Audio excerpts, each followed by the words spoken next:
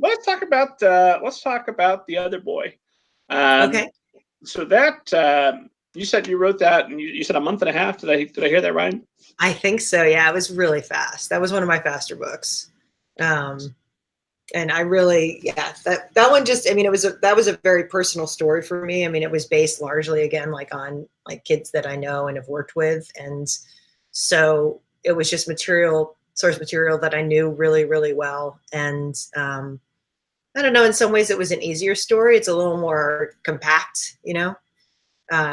And it's about, you know, and a lot of it too is not just about, you know, this kid's experiences as a transgender boy. Like a lot of it is about, you know, the fact that he's also, you know, a child with divorced parents and kind of having to juggle that. And he's got his first crush and he's trying to figure out how to navigate that. And he and his best friend are having issues for the first time in their relationship. And, you know, and he's also got like the weight on his shoulders of the baseball championship, you know, and he's the star pitcher and it's sort of all on him to help them win the big game. So in that way, like I wanted to make him really relatable because he's going through a lot of things that kids his age who are not transgender are going through.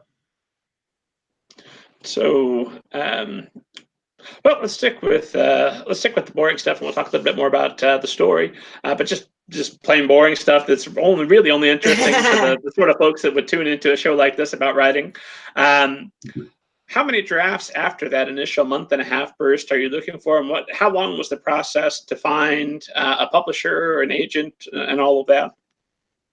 You know, it was pretty quick, actually. I mean, I honestly, like, we went to auction with this book probably, I mean, it was, I don't know, maybe I'd done 1 or 2 revisions at that point. I mean, when I write, I'm a big believer in just writing it all at once without looking back at all. I do not edit at all if I write. And it's the one piece of advice that I offer to aspiring writers or people who are trying to finish their first book, because I know so many people who got like 50 pages into a novel and then we're like, hey, you know, this is great. Like, I'm making progress. Like, let's move it along. Like, let's see what I've got so far. And the truth is that editing is a much, much slower process than writing for most people. I know it is for me. I mean, it probably takes me 4 times as long to edit a page as it does to write it in the first place.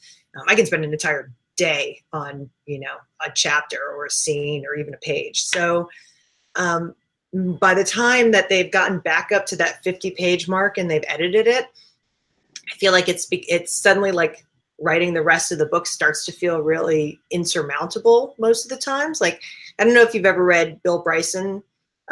He's like a really funny travel writer who has this book called A Walk in the Woods about trying to undertake the Appalachian Trail, you know, which goes from like, I think it's like Georgia to Maine, right?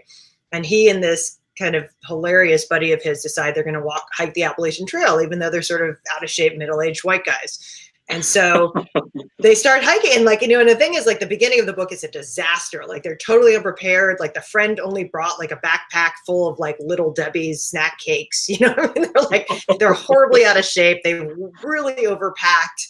And then, like, you know, like a couple chapters in, they're like, I don't know, and like they're making progress. Like, they really feel like, okay, we got this now. We know where to go, how to camp. Like, we've got our winnowed down our supplies. We've got only the stuff we need.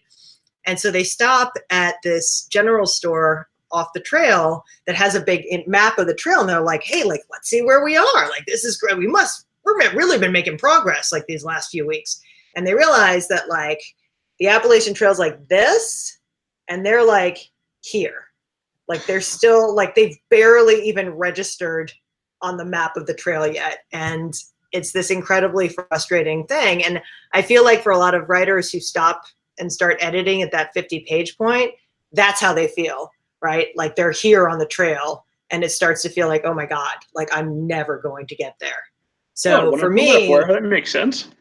Yeah. So for me, I mean, I write the entire book. I mean, I don't even look back. I've got like typos.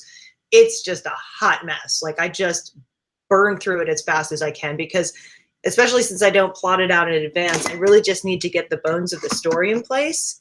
And at least a version of them, and then see if it works and see what I've got. And then I go back through, and it's like painstaking. I mean, I honestly can't say. On average, I probably do 15 or 20 revisions of each book, but some of that's like, I'll revise one chapter 20 times, and some chapters end up more or less staying the same from the first time that I sat down to write them all the way through to publication. So it just kind of varies, I mean, and I also believe, like I always tell people, I mean, this is what works for me. It might not work for another person. Like I always get really irritated when writers' advice is like, you have to write every day. And I'm like, that is nonsense. I don't know anyone who writes every day. I mean, I know people who say they write every day. There is no way that every single person who says that is writing every day. Like, I'm a mom and I have a life, and there are like weeks sometimes where I can't write, but that doesn't mean that I'm not a writer, and I also know people who spend 15 years finishing one book, and people who write 3 books a year, and they're all writers who are just doing it in a different way. So I think that's the challenge, is just figuring out what your own particular path is. So what does your typical writing day look like? My typical day is like, I drop my kids at school. I usually try to exercise or take the dog for a hike, which accomplishes 2 things in one fell swoop. Sure. And then around like 10 o'clock, 10:30 maybe, I like really sit down to it. I mean, my goal is to get 2 or 3 hours a day. Especially if I'm just in the writing phase, like I just burn out after that. I feel like I get less and less productive the longer that I try and write. I mean, people who can do a 12-hour writing jag, I bow down to them. I can't do that. I can edit that way, but when I'm actually writing the book the first time through, I can't do that. And so, yeah, I do that for a couple of hours, and, and then like deal with emails or marketing or whatever else I have to do. And then, the kids are home from school and we're making dinner and running around to all the various activities. And, that's kind of my day. So, I know there are people who get up at 5 in the morning to write. God help me if I had to be one of those writers. I would never have written a book. Like, I don't know. I have like my friend who gets up to exercise at that hour. I'm like, what is wrong with you? Like, oh my God, no. I used to be one of those writers before my son was born, but ever since then, for the last 5 years, if I get up early, there's no point because he gets up early. So I'm like, Exactly. All right, 4:30, time to write. Nope, baby's up. Yeah. Now I'm just tired. I could have slept and wrote later. Exactly. Get the sleep. I feel like, especially as a parent, like get the sleep, and find the windows that you can. And, and there was a time when I was traveling like a lot, and I would just figure out, I would write in airports. Like, I feel like, even if you only manage to write a page a day, by the end of the year, you've got a book, right? So, maybe 1 week I might write, 25 pages or 30 pages. Maybe the next week I only get 2. But, sooner or later the book gets done. I think on average, a book takes me about 3 months usually. That's probably like, and that's like taking some time. Oh, and the other thing that I do is I don't look things up. Like, if I need to figure out like, oh, I need a specific place, or in this book, a lot of it was like buses and train lines, right? Trying to map out the exact journey these kids would take. And of course, after I published it, like they changed all of those routes and numbers. I was like, like, this is ridiculous. But yeah, I try and get Los Angeles Metro System, help us out. Exactly. So if I need to look something up, or I need to like name a character and I don't have the name off the top of my head, I put in like brackets. It's something that someone like said once at a conference, and it really stuck with me because brackets don't occur naturally in any other writing scenario. So at the end of the book, when I'm done, I go back through and I fill in the brackets, and that's when I do my deep dive down the rabbit hole of internet searches. Well, that's smart. I do the same thing. I just I make up a word, put it in bold, get back to it. And I'll do that sometimes even with characters. If I've spent a lot of time on my main characters, but if I've got just an ancillary character that I don't know that's going to be in more than 1 or 2 chapters yet, I'll just name them. I don't have time to come up with a good name for them, so I'll give them like a movie star's name and just put that in bold. Like, find a better name.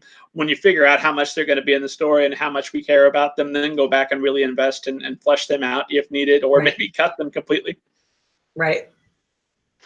And then was the other boy your first book that you'd written, or had you written books prior to that to develop your craft? I actually have other books under other names. I'm one of those writers who has, a series of pen names. And so I, kind of going back to that, like, privacy versus secrecy thing, like, I try to keep a bit of a wall between those different personalities. So, I've actually written 12 books, and I've written 15 books. I've published 12 books. So I have some other very different novels out there. But these are the only ones that I have for this age group. And so I wanted to, especially since the other books would really not be appropriate for kids, I wanted to have a very clear delineation between these and those. I should do that, but I just assume putting the super secret pen name Robert Kent keeps him out. Nope, that's airtight. They'll never figure it out.